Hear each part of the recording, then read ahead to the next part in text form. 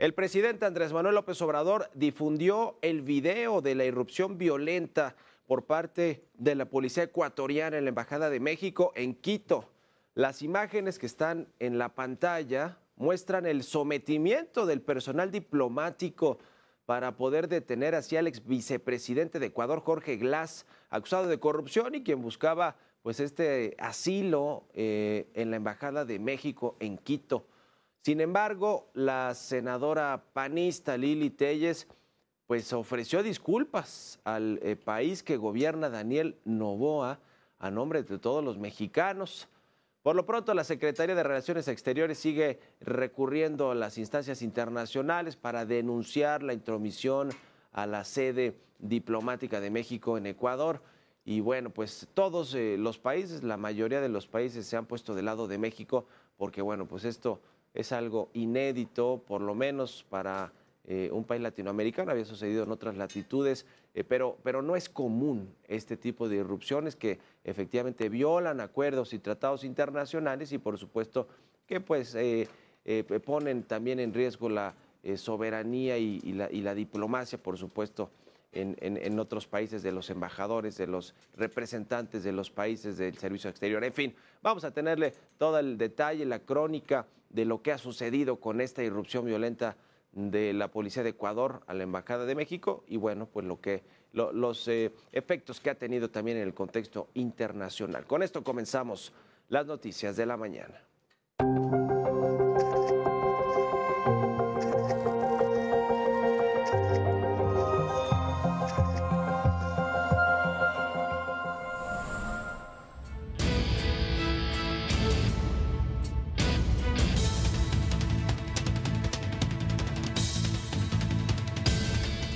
Ya le decía, el gobierno mexicano reveló las imágenes de cómo fue el asalto a la Embajada de México en Ecuador. El hecho ha sido calificado como un agravio internacional. Aquí le dejo todas las imágenes.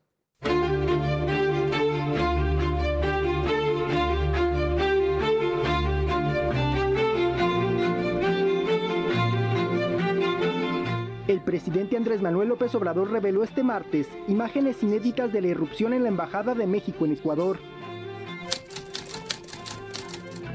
Las cámaras de seguridad captaron un fuerte operativo de seguridad en las inmediaciones de la sede diplomática en Quito. Pasadas las 10 de la noche, varios elementos brincaron la barda para ingresar con violencia al recinto. El diplomático mexicano Roberto Canseco intentó impedir la entrada de las fuerzas ecuatorianas, sin embargo estos le apuntaron con armas de fuego al mismo tiempo que lo empujaban, con el fin de llevarse al ex vicepresidente Jorge Glass, quien residía en la embajada. Segundos después se observa a un grupo de uniformados llevarse cargado de pies y manos a Glass, mientras el jefe de la Cancillería quería evitarlo. Además de los agentes armados, ingresaron 2 vehículos a la sede mexicana. En uno de ellos subieron al exfuncionario para trasladarlo a una cárcel de máxima seguridad, acusado de corrupción. Afuera de la embajada, Canseco fue sometido de nueva cuenta para impedir que se entrometiera en el camino de las unidades.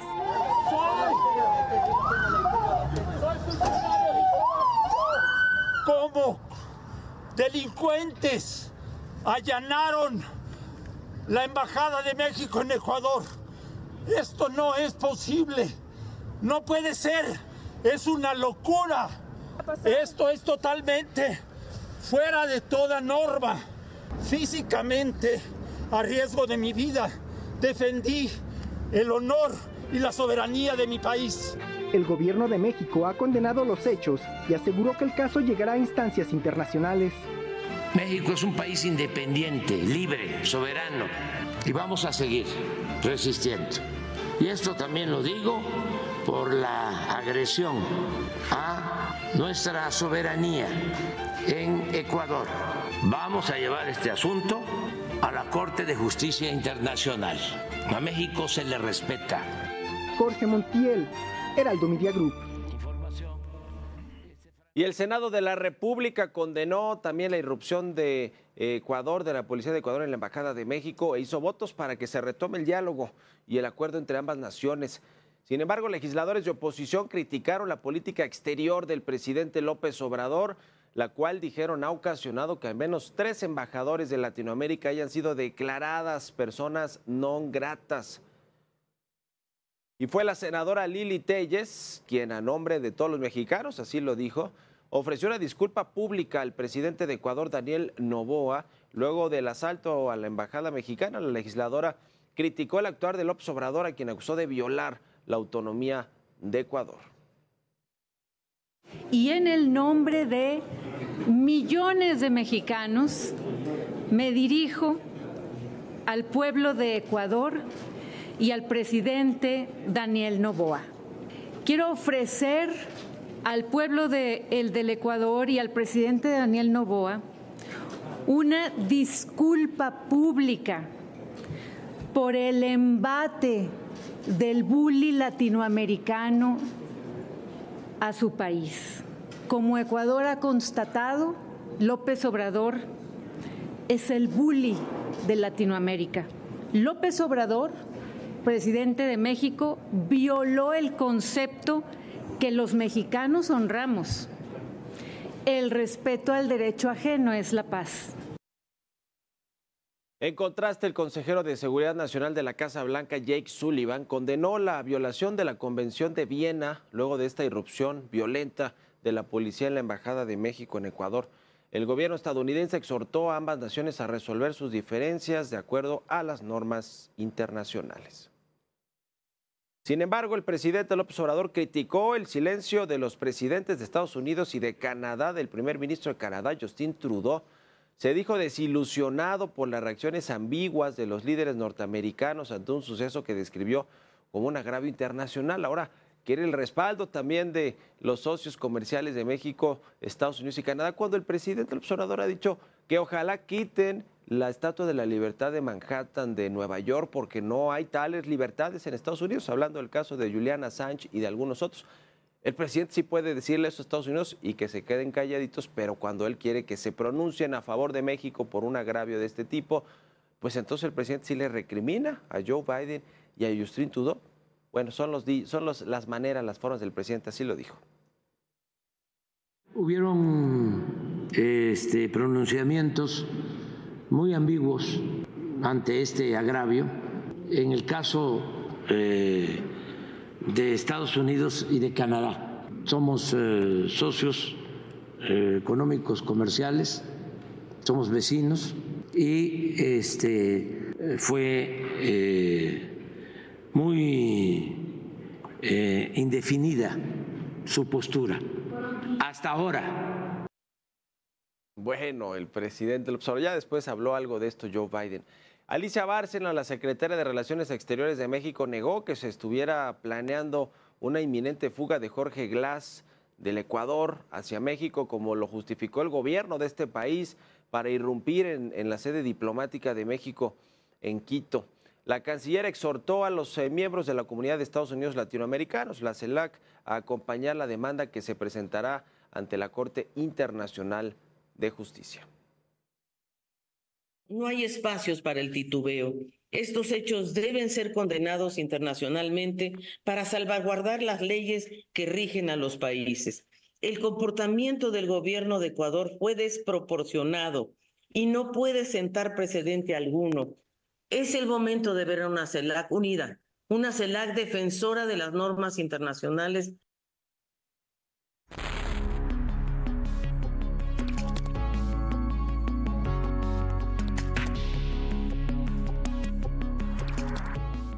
Luego de que el presidente López Obrador se pronunció muy escuetamente sobre el primer debate presidencial el lunes, de visita por Mazatlán, allá donde se pudo ver el eclipse total de sol que ocurrió por la tarde, despasadito el mediodía. Bueno, dijo que había estado bien, que bueno, requete bien, utilizó esa palabra, que fue un buen ejercicio, que él recuerda cuando iba a los debates, añorando allí estas discusiones, estos careos con candidatos presidenciales. En algunos no les fue tan bien, no le fue tan bien al entonces candidato López Obrador, y en uno no fue, y le fue peor, porque cayó en las encuestas y se notó como un desdén a la democracia y a el resto de los candidatos. En fin, estamos hablando del 2006, pero ahora, ayer martes, ya que regresó de Sinaloa el presidente López Obrador y que convocó a su tradicional conferencia matutina en el Palacio Nacional, pues entonces habló y se fue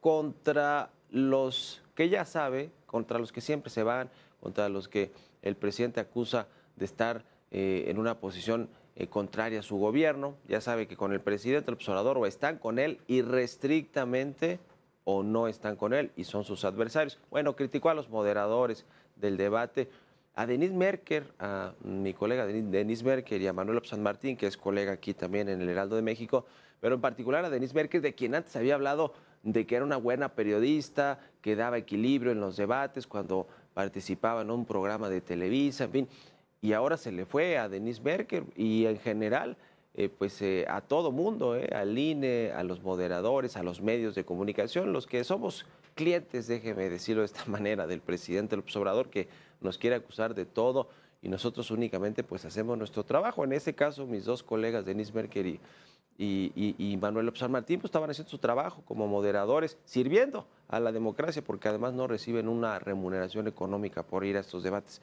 El asunto es que se fue en contra de ellos. ¿Por qué? Porque ya un día después de que dijo que todo muy bien, que requete bien, y recordó cuando él había ido a estos debates presidenciales, ya después ya no le gustó nada. Y no solo no le gustó que no se hablara bien de la 4T y de su gobierno en materia de salud, de educación, de combate a la corrupción, de todos los temas importantes que se hablaron en el primer debate, sino que llevó a los gobernadores de Morena y de los partidos aliados al Palacio Nacional a escuchar estas quejas de que no se había defendido a capa y espada a la 4T en este debate.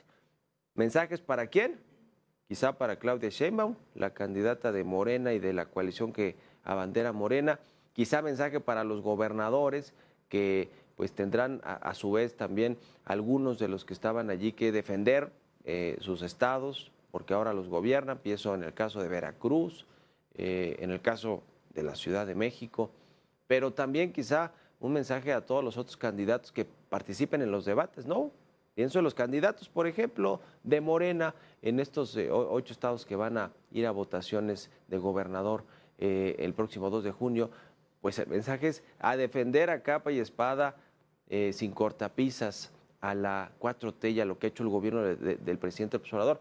Muy sintomático de lo que quizá está viendo el presidente López Obrador de cara a lo que falta de contienda electoral, en tanto llega el 2 de junio, que sean las elecciones presidenciales, del Congreso, los 9 estados y todos los otros casi 10,000 cargos públicos que van a votarse el 2 de junio.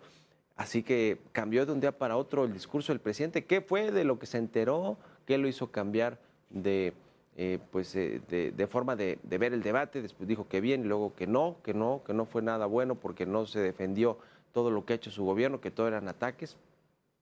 ¿Qué vio el presidente López Obrador y qué estará preparando de aquí al próximo 28 de abril, que es el segundo debate presidencial? Se meterá más en la elección. Ya de entrada, Xóchitl Gálvez le pidió al INE que cancelen las mañaneras porque son finalmente pues un acto proselitista y de acompañamiento, de apoyo a la candidata del oficialismo, que es Claudia Sheinbaum. Pero bueno, hasta ahí dejamos esta parte del análisis del debate, en este llamado postdebate, sobre la reacción del presidente López Obrador, y en una de esas a ver si hoy no vuelve a traer el tema, pero me parece lo más relevante los destinatarios de ese discurso del presidente, los gobernadores, y en una de esas también su propia candidata, Claudia Sheinbaum.